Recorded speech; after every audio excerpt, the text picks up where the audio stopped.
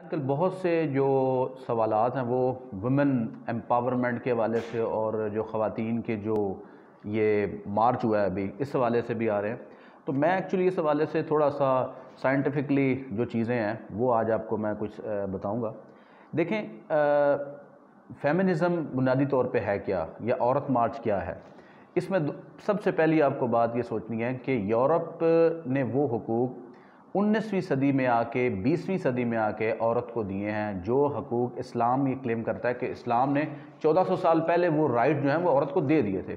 اب دیکھیں کہ فیمنزم موومنٹ کا جو فرسٹ فیز ہے وہ کب سٹارٹ ہوتا ہے. وہ ہوتا ہے 1880 سے لے کے 1890 میں وہ سٹارٹ ہوتا ہے اور اس وقت یورپ کے اندر خواتین کے حقوق کی ایک تحریک چلتی ہے. وہ تحریک کیا ہے؟ اب آپ اس میں دیکھیں گا کہ اس میں ایسے بنیادی مطالبے شامل ہیں کہ جو اسلام 1400 سال پہلے عورت کو دے چکا ہے. اسی لیے میں کہتا ہوں کہ جب یہ فیمنزم کی بات کی جاتی ہے تو اس میں جب ہم فرسٹ ویو آف فیمنزم جسے ہم کہتے ہیں نا کہ جناب پہلی ویو چلی فیمنزم کی خواتین کے حقوق کی رائٹ کی وہ بڑی زبردست تھی لیکن بعد میں چیزیں جو ہیں وہ ڈسٹارٹ ہو گئیں.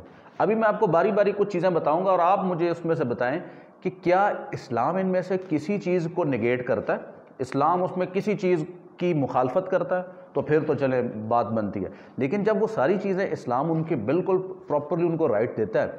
اچھا وہ جو فرسٹ ویو آف فیمنزم جو چلی اس میں جو پہلا رائٹ تھا جس کا عورتوں نے مطالبہ کیا یا لوگوں نے عورتوں کے لیے مطالبہ کیا وہ کیا تھا؟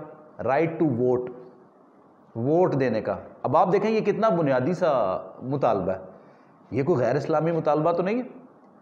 اسلام کیا کہتا ہے کہ شورا ووٹ کیا ہے رائٹ کہ جناب گورنمنٹ بنانے میں ہمارا مشورہ بھی شامل کیا جائے. تو اسلام تو کہتا ہے کہ جناب عورت کا مشورہ شامل کریں اور اسلام نے شروع سے ہی اس چیزوں کی حوصلہ افزائی کی ہے. کبھی اس کو یہ نہیں کہا کہ عورت سے کبھی کسی حوالے سے کوئی مشورہ نہ کیا جائے. اسلام اس کو بالکل سپورٹ کرتا ہے.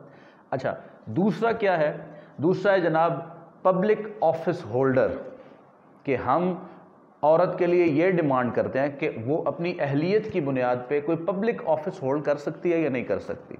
اب پبلک آفس کیا ہے کہ جناب کوئی سرکاری محکمے کی سربراہ یا وہاں پہ تعینات ہو سکتی ہے تو ڈیفینیٹلی ہو سکتی ہے. اسلام کو تو اس سے کوئی مسئلہ نہیں ہے کہ اگر کسی خاتون کو اس کی اہلیت کی بنیاد پہ آپ کسی بھی ادارے کا سربراہ مقرر کر دیں, آپ اس کو کسی بھی ادارے میں جاب دے دیں, دیٹس گڈ تھنگ. اسلام کو اس سے کوئی ایشو نہیں ہے. اچھا اس سے اگلی بات کیا ہے؟ عورت کے لیے جو تیسری ڈیمانڈ کی گئی فرسٹ ویو آف فیمنزم میں وہ تھی جناب ایکول پے کہ جناب ہمیں برابر کی تنخواہ دی جائے, جتنا مردوں کو دی جاتی ہے اس طرح عورتوں کو بھی دی جائے.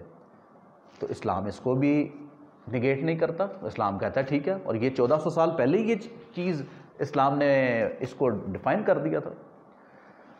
اس کے بعد جو ہے پراپرٹی رائٹ, ٹھیک ہے, ملکیت کا قانون, ٹھیک ہے, کہ میں عورت جو ہے اگر وہ کہتی ہے جناب میں پراپرٹی خریدنا چاہتی ہوں مجھے یہ رائٹ دیا جائے کہ میں پراپرٹی خرید سکوں.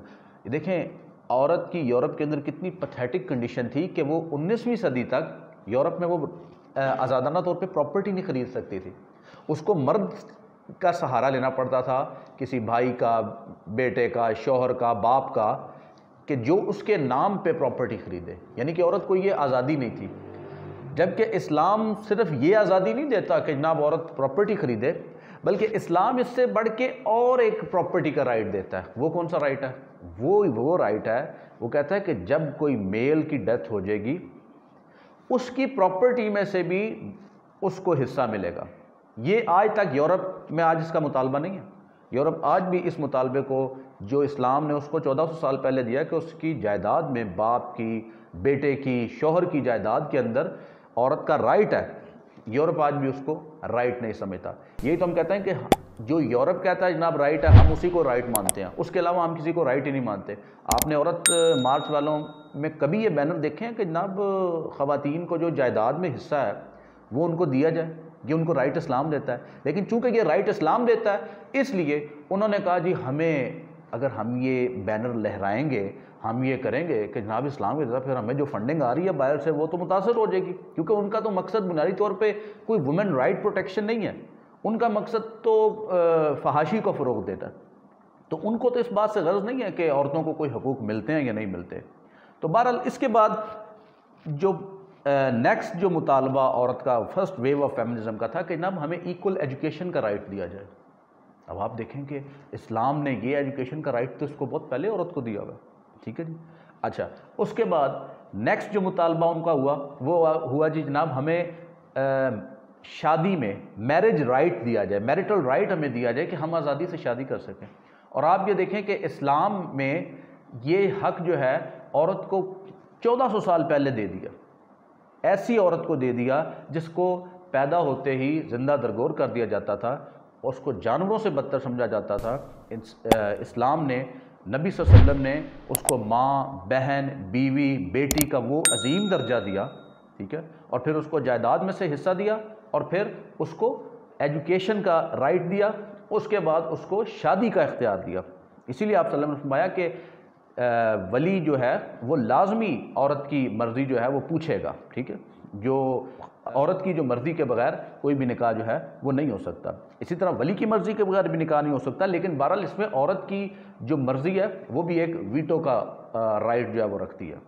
پھر لاسٹ جو مطالبہ مین ان کا تھا فیمنزم کا وہ یہ تھا کہ جب عورت کام کے جگہوں پہ جائے اور وہ پریگننسی کی حالت میں ہو, وہ حمل کی حالت میں ہو, پھر اس کو میٹرنٹی لیو دی جائے کچھ مہینوں کی.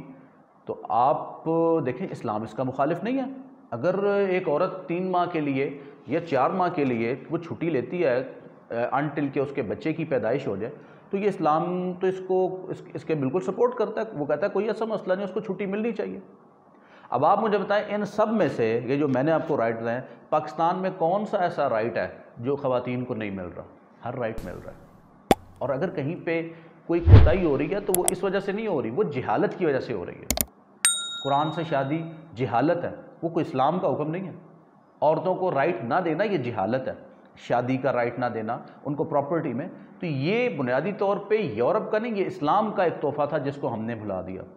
وہ جیسے مولانا الطاف حسن حالی نے بڑی پیاری بات کی تھی, شریعت کے جو ہم نے پیمان توڑے وہ لے جا کے سب اہل مغرب نے جوڑے.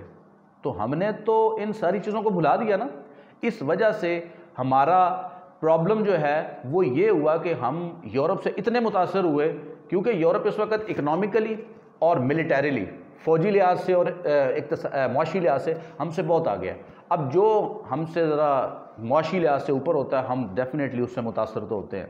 اگر یہاں پہ بڑی گاڑی میں کوئی پریڈو میں آ جائے گا نا تو ہم آٹومیٹکلی کہیں گے اور چوہدری صاحب آ گیا, السلام علیکم جناب کی حال ہے. ٹھیک ہے. تو چاہے اس کے پیسہ حرام کا ہو, چاہے اس کی اخلاقیات زیرو ہوں, چاہے وہ زنا کرتا ہو, شراب پیتا ہو, لیکن چونکہ وہ بڑی گاڑی میں آ گیا اس لیے ہم اب اس سے متاثر ہو رہے ہیں. اچھا یہ تو تھے ان کے رائٹس جو وہ ڈیمانڈ کر رہے تھے. اس کے بعد کیا ہوا کہ انہوں نے کہا جی ہمیں 3 پروٹیکشنز بھی چاہیے.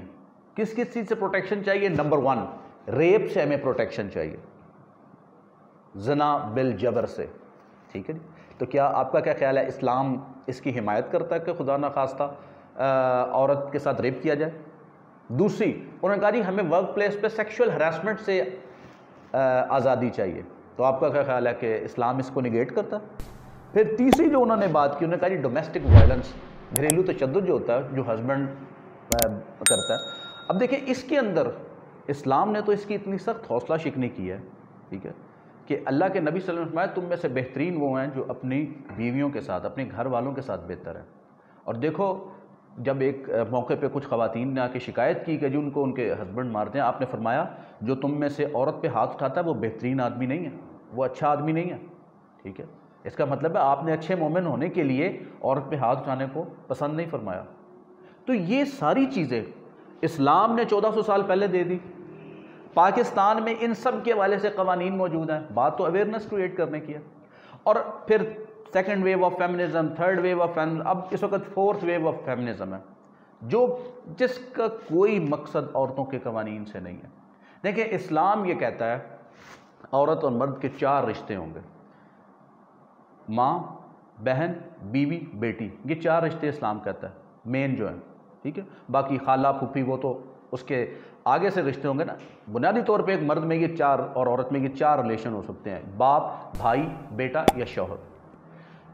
یہ فیمنزم جو ہے یہ بے حیائی کی جو لہر ہے وہ کہتی ہے جی یہ 5واں ریلیشن کی اجازت دی جائے. وہ کیا ہے؟ گرل فرینڈ اور بوائے فرینڈ, اس کی ہمیں اجازت دی جائے. بنیادی طور پہ یہ وہ فحاشی کی بات ہے کہ جو آج کی فیملیز میں آپ دیکھ لیں، آج جو خواتین عورت مارچ کر رہی ہیں ان کا بنیادی مطالبہ کیا ہے؟ کیا پاکستان میں پرائم منسٹر خاتون نہیں ہیں؟ کیا پاکستان میں ججز مطلب خواتین نہیں بنی؟ پاکستان میں پہلی جو آپ کی بینظیر بھٹو صاحبہ تھی وہ ہماری پرائم منسٹر بنی، ٹھیک ہے؟ فاطمہ جناح نے کتنا ایکٹیولی پارٹیسپیٹ کیا اس ملک کی پولیٹکس میں، ٹھیک ہے؟ اسی طرح آپ دیکھیں کہ assistant commissioner, D C, army میں ہماری خواتین ہیں، ہماری ایجوکیشن سیکٹر میں خواتین ہیں، ہماری پارلیمنٹ میں خواتین ہیں، بڑا ایکٹیو رول پلے کر رہی ہیں۔ تو کون سا ایسا رائٹ ہے جو ان کو نہیں مل رہا؟ ہمارے میڈیا میں خواتین کام کر رہی ہیں، تو دیر از سم تھنگ رانگ۔ ان کے نعرے میں پرابلم ہے۔